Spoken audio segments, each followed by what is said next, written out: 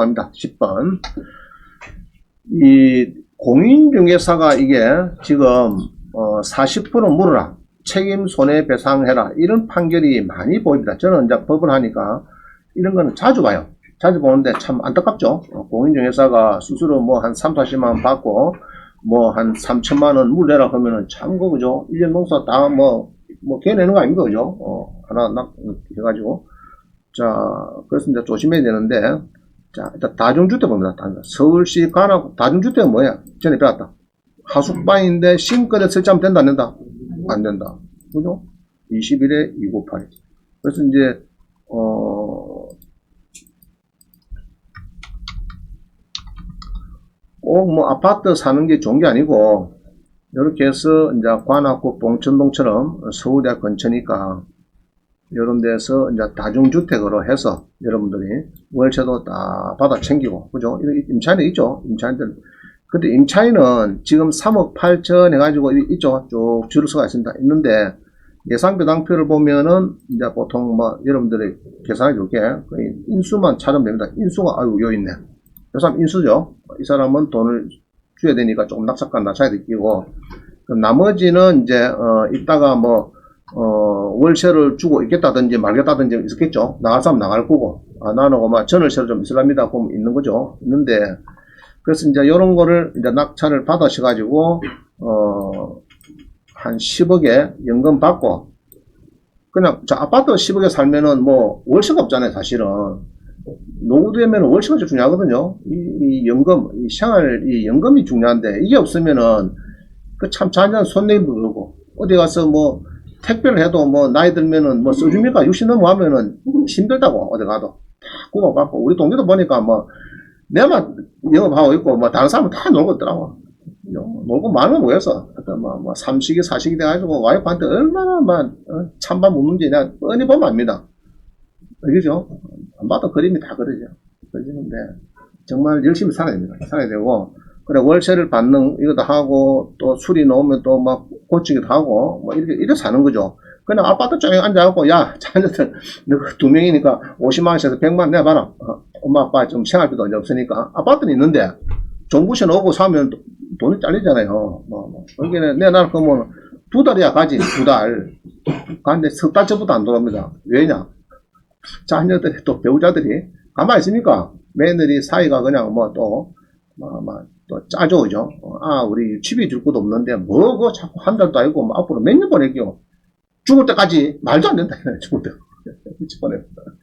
자기 단돈 해야 되는 거예요. 그래서 이런 거를 사는 것도, 제가 볼 때는 좋다 싶습니다. 그러다가 또 보니까, 어느 날, 이종 일바이라고 오시영 시장이 또 재건축, 재개발 돼갖고, 아파트 돼갖고 한 20억짜리 분양받았든지, 그러면은, 이런, 현금 청산 받아도, 요거는 바꿀 잡으면 받아도, 그러면 사가지고 있다가 현금 청산 받아 놓으면 되는 거고, 아파트 그냥 만든지, 그것도 해도 되는 거고요. 자, 그래서 이제 이렇게 다중주택 하는 것은 전에 배웠는데, 하여튼 싱크대를 넣으면 안 된단 말이에요. 싱크대 넣으면 안 되는데, 요 입안 건축물이 딱자 붙었는데요. 싱크대이기 때문에 전에 보니까 다 한번 철거를 한 것 같아요. 입안 건축 딱지 붙어 있죠. 싱크대, 수도, 꼭지, 급배수, 배관 등등을 설치해서 써가지고 이 다중주택 각실에 싱크대 이었단 말이죠. 그래갖고 걸렸는데 입안 건축 딱지가 붙었는데 지금은 다 해소가 됐다. 해소가 되고 해제가 되고 철거 완료했는데 또 옥탑에 5제곱미터 펜을 했다. 이거는 문제가 또죠. 5제곱미터 한 2평짜리 옥탑에 하나 이렇게 설정하는 거 봐. 그거에 또 걸려가지고 딱지가 붙었습니다. 자, 전에 한번 얘기했다. 딱지 붙는 거는 2019년 D-Day가 언제요?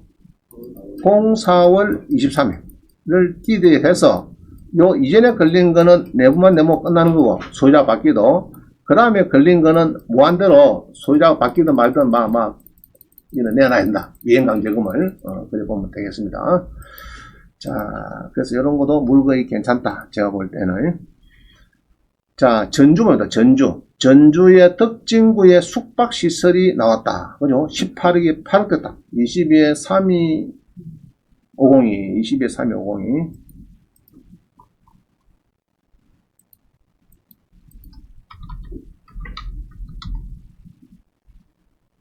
자, 전주시 덕진구에 모텔이 있는데 땅이 170평 크다 그죠? 그러고 한 400평 되고 뭐 이렇습니다. 숙박시설이 여기 있네 그죠? 많이 있네 숙박시설이. 자, 숙박시설이 이렇게 해서 호텔 뭐고 박스가 호텔 박스 BOX 호텔 BOX에 이렇게 해서 지금 쭉 되어 있습니다.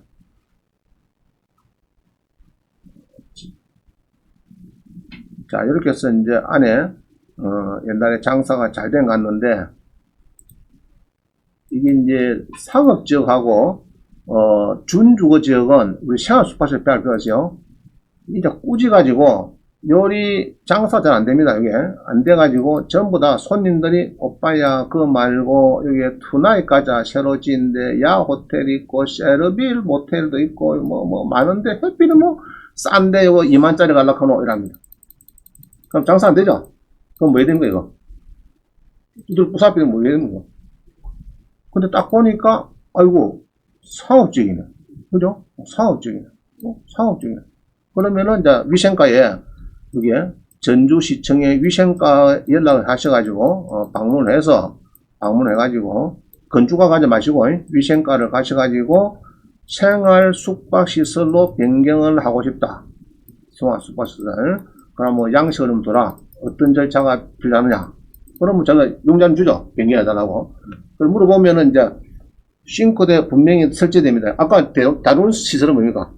다중주택은 싱크대 무조건 안 되고, 요거는 싱크대가 무조건 있어야 됩니다. 싱크대. 있고, 욕실 있어야 되고, 또 창문이요, 창문. 창문을 쓰면 안 된대. 불 나면 도망가야 되니까. 창문이 있던가 봐, 지금. 창문 3가지 정도를 이야기하시는 것 같더라고.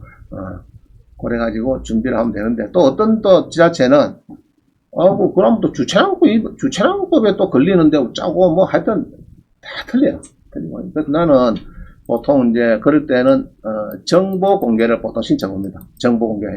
요거를 사서 위생과에다가 요거를 사서 내가 생활 숙박시설 하고 싶은데 오케이 되는지 안 되면은 안 된다고 근거를 대달라. 이렇게 해서 보통 미리 한번 공문을 보내는 것도 좋습니다. 자, 근데 그거는 용도 지역이 아까 뭐 된다 해서 제가 이 상업지역 또 뭐요? 준주거 2개밖에 안 됩니다. 보통 계획관리, 자연녹지 이런 건 안 됩니다. 준주거지역. 이게 요것만 된다. 2가지만 된다. 자, 그 다음에 봅니다. 거제시에 다가구가 18억이 6억까지 들었다. 6억까지. 잘 들어있죠? 34%. 참, 주택연금 몇 끼면 딱 좋을 뿐만 한데 안 봅니다. 21에 1447.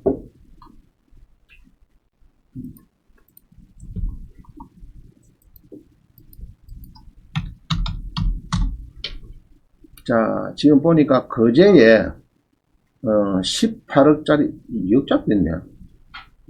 2억짜리 한번 볼까? 2억짜리를 보니까 토지는 건물은 전부고 토지는 지분이라 근데 토지는 뭐 도로 쪽에 지분이니까 문제 없죠. 2006 승인 난 거고 임차인이 몇 명이 없네. 그죠? 한 100명이 있고 뭐 이렇습니다.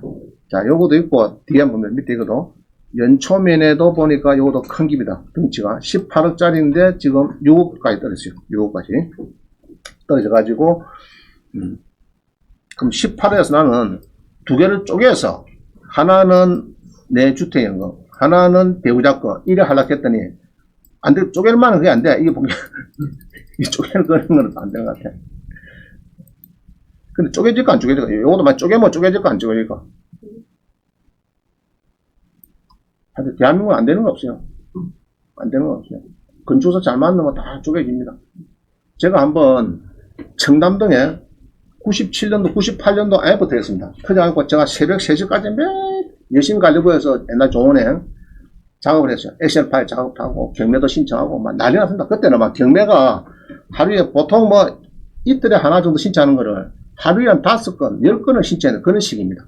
그때 법무사는 입이 째졌고 좋아가지고 1년에 삐리는 상을 좋아졌고 한 손님 왔어요. 와가지고 청담동에 이런 상가 건물입니다. 상가 건물인데 오셔가지고 우리 경매를 이제 지점에서 우리는 서류 받았죠. 본부니까 여신 가려보니까 지점에 있는 모두 당자 부도나무 경매 서류가 이리 오잖아요. 그러면 이제 법원 신청하고 이제 경매 진행하고 중간에 보증서 다 넣고, 배당 받아갖고 오고, 강원도로 가고, 뭐, 철원까지 돈 받으라고, 여수도 돈 받으라고, 막 이랬거든요.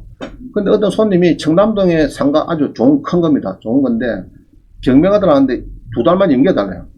그래서 품위에서 연결했어요. 뭐 2달 지나도 사람이 안 와. 조용하고.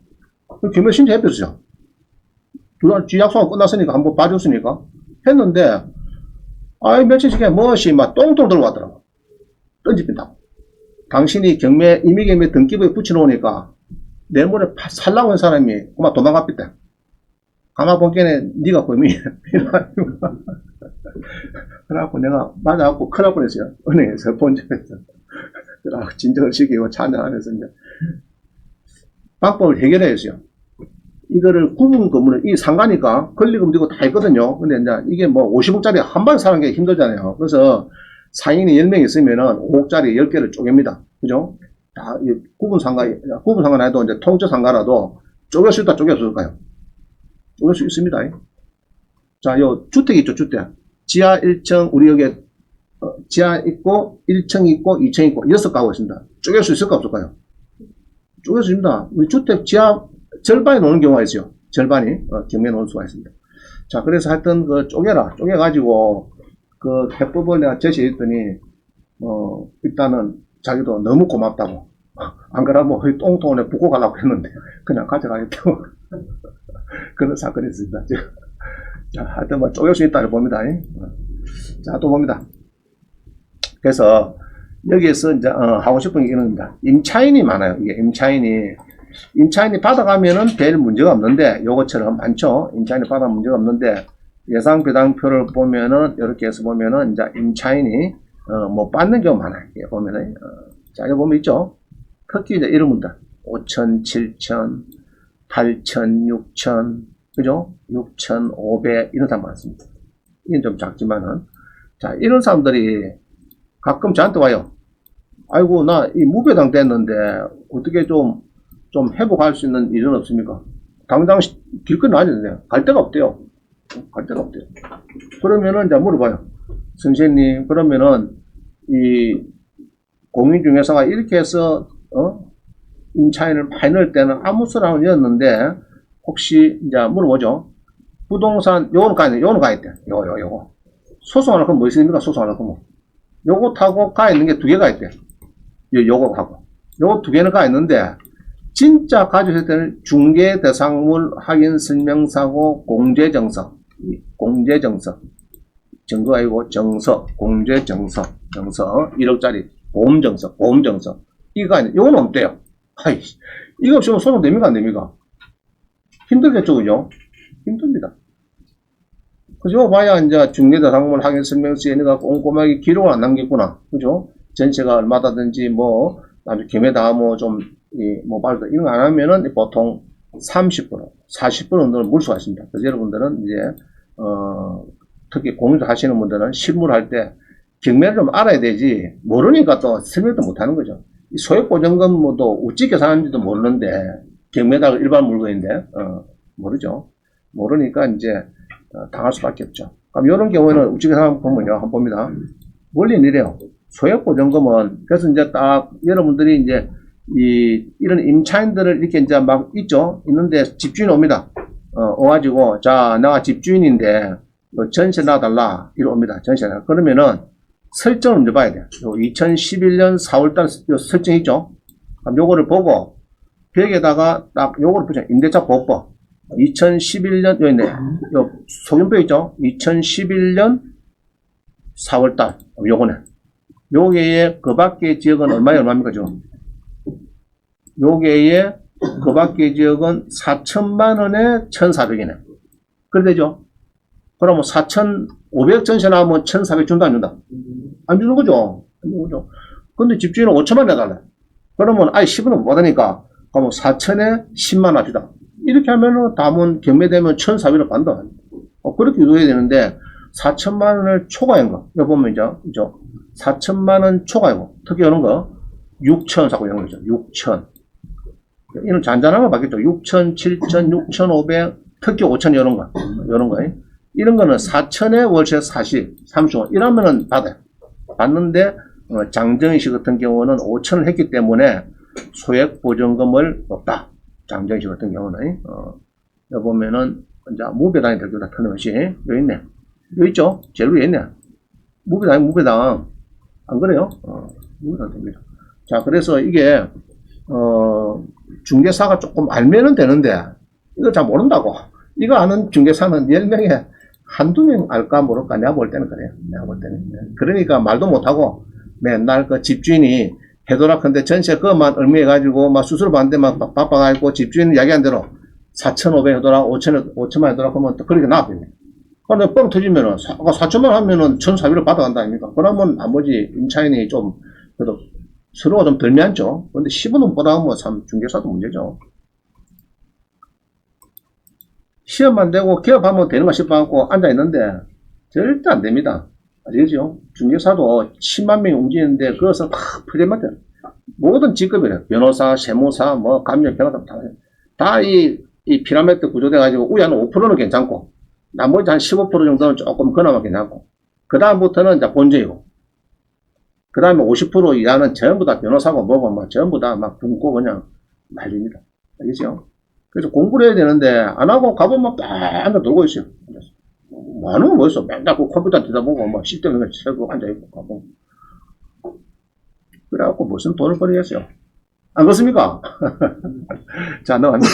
그래서 여기 보면은 임차인 책임이 더 크다 해가지고 판결에 보면은 여기 보면 그래 아까 그런 거 다가구 주택에 요거를 안 알려줘가지고 너가 40% 중개사도 물어라 이런 겁니다. 요거 막 여기 막 설명이 막 써놨습니다. 40% 물어라. 그 다음에 보면은 공인중개사가 원룸 계약을 하면서 현관문에 적힌 호수하고 등기부상 호수가 다른 것을 몰라서 40% 정도. 자, 이런 거예요. 준공을 했어요. 그리고 건축업자가 101호를 왼쪽이 101호인데 오른쪽 101호. 이 거꾸로 붙였어요. 그럼. 문패를. 거기에 세입자도 그거 쓰고 들어온 겁니다. 그거 들어오는데 나중에 경매대 보면은 이게 안 맞다 말이야. 알겠죠? 또 지청도 그래요. 지청 1호, 101호 이랍니까? 절대 안 하죠? 1청 101호 이렇게 하는 거죠. 문패는 101호 해야지 지하 101호 이라는 게 없습니다. 그 101호로 전입신고가 나오면은 경매대 하면 그 전세 8천 주는 게 발생만 못 받습니다. 등기부상은 지청인데 전입신고를 1청으로 그만 101호로 전입신고 해버리니까 안 맞잖아요. 엇박자 아닙니까? 우리가 임대차 보호 보면 공시가 정해야 되거든요. 주민등록하고 건축물 대량하고 등기부 등본하고 세 가지가 딱 갖다 놔갖고 하나 틀리면 안 돼요. 아시겠죠? 그래야 되는데 경매물건은 지청인데 지는 전입신고를 1층 해놨기에 뭐 다 틀리지 뭐. 그거 동원 4층까지 지어놓은 게 다 틀리는 거죠. 전부 다. 10원은 뭐 다 쫓겨나는 거죠. 그렇게 되는 거죠. 그래서 그런 것도 잘 챙겨야 되고요. 그 다음 넘어갑니다. 깡통 전세 숨긴 중개사도 40%를 물어라. 깡통 전세. 지금 전국에서 굉장히 심하죠? 굉장히 심해가지고, 이 글을 보면요. 임차인이 있고, 그 다음에 주택업자가 있고, 공인중개사가 개입이 되고, 이래갖고 이제 바지가 하나 있고, 뭐 이래가지고 이제 저끼리 해가지고 막 전세를 씩 나가지고 터져가지고 지금은 깡통 전세 이렇게 잡혀가면은 공인중개사가 보면 있네요. 여기 있네. 실형을 1년, 징역 1년을 선고했다. 그죠? 여기 보면 서산지원의 형사 단독 판사는 임대 빌라업자에게 3년, 공범에게 건축업자하고 1, 2년, 공인중개사 1년 이렇게 선고를 했다. 지금은 걸리면은 시분 케이스로 전국에서 신경 많이 쓰죠. 전세 사기. 그거 걸리면은 이게 같이 막 징역, 교도소 갔다 와야 돼 이런 문제가 생깁니다. 그래서 스스로 잘 하시고 중개를 하면 다 압니다. 자기도 그죠? 이게 하면 안 된다. 특히 이런 거죠. 신탁 소유자가 있다가 대출 빌립니다. 지가 여러 뭐 빌라 10개가 있어요. 그 신입에 가니까 대출이라도 한 게 신입에서 옛날에 건조단 잡고 다 했는데 해주고 보니까 국세 법정기일이 빨라갖고 또 뭐 뛰가고 임금 채권이 또 뛰가고 뭐 당일 세금에서 또 뛰가고 뭐 이러니까 나중에 신입이나 새말고에서 돈이 작아져. 낙찰받고 나면 뭐 예를 10억 낙찰됐는데 20억짜리 담보 잡아갖고 10억에 낙찰됐는데 뭐 한 3, 4억은 차고마상 뛰가고 있고 7억밖에 못 원. 그래서 안 되겠다. 신탁회사 넘기면은 대출해주고, 넘기고 대출하자. 그게 급하니까 대출을 더 받기 위해서는 막 넘기고. 자, 넘겨놨고 나면 지가 전세나면 됩니까? 안 됩니까? 안 되죠? 그 신탁 원부에 다 적어놨어요. 내가 전세 나 안 난다. 그 대신 신탁회사에서 전세를 동일해서 할 수는 있지만은 신탁회사 동의해줍니까? 절대 안 해주지. 그래갖고 나중에 10개 비가 있으니까 전부 다 지가 집주인 줄 알고 전세 났습니다. 그러면 ABC 이제 전세 났고 나면은 네 번째 들어온 사람은 ABC 물어봅니다. 1, 2, 3번한테. 전세 계약서 어찌됐어요? 아, 우리가 집주인이, 저 사람이 집주인 아이가. 옛날에 봤거든. 옛날에. 어제까지 주인 맞았어요.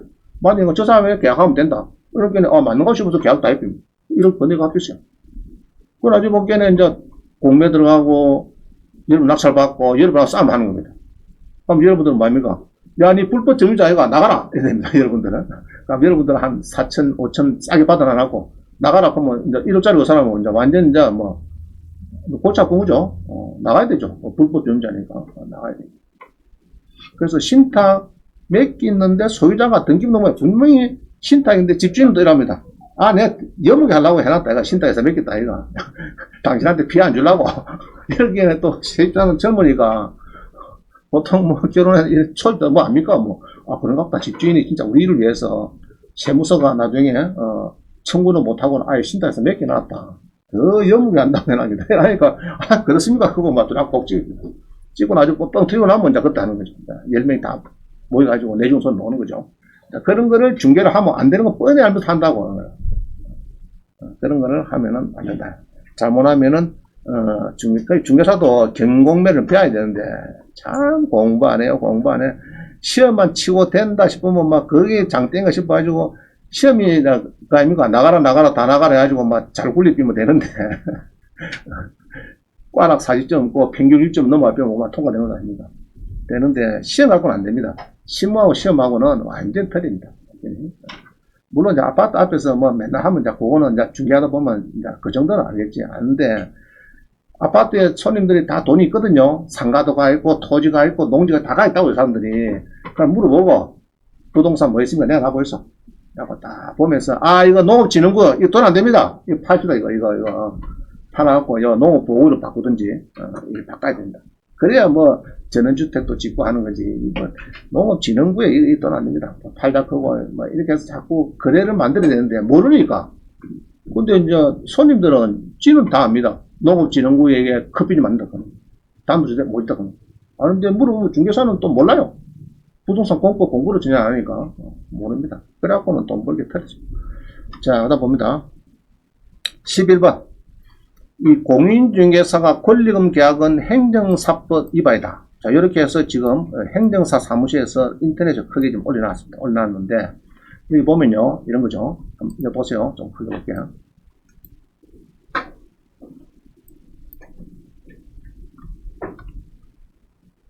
자, 이 써놨네, 한번. 최근 수원 성남지원에서 행정사법 위반 공인중개사 판결이 있었는데, 행정사 자격이 없는 공인중개사가 권리금 계약서를 작성하고 금전을 수취했다가 고발된 사건이다. 벌금 100만원 형을 선고위반해서 행정사법 위반을 인정했다. 권리금 계약을 컨설팅 계약이라는 목록으로 공인중개사가 중개를 할 행위는 행정사법 위반입니다.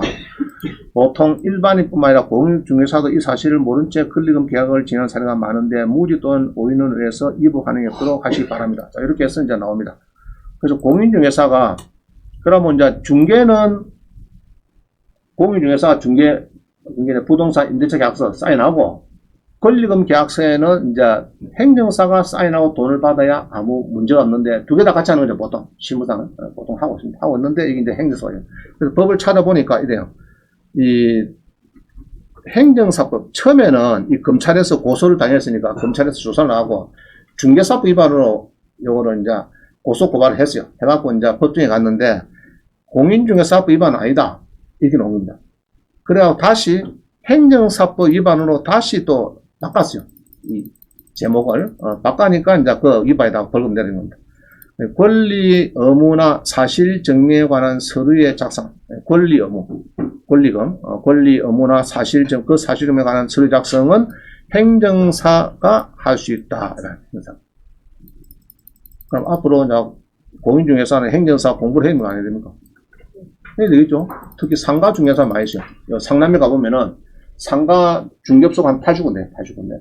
그 중개업소들이 다 뭐 상가하고 있죠. 상가하는 것은 주로 뭐 걸리는 작업이죠. 작업하고 수익 많이 내야 되는데, 이제 잘못하면은 이제 걸릴 수 있다, 이겁니다. 이런 것도, 그럼 계약서를 잘 만든 행정사 업무기 때문에 이제 협회에서도 조금 뭐를 대처를 해야 되겠나 싶습니다. 보니까.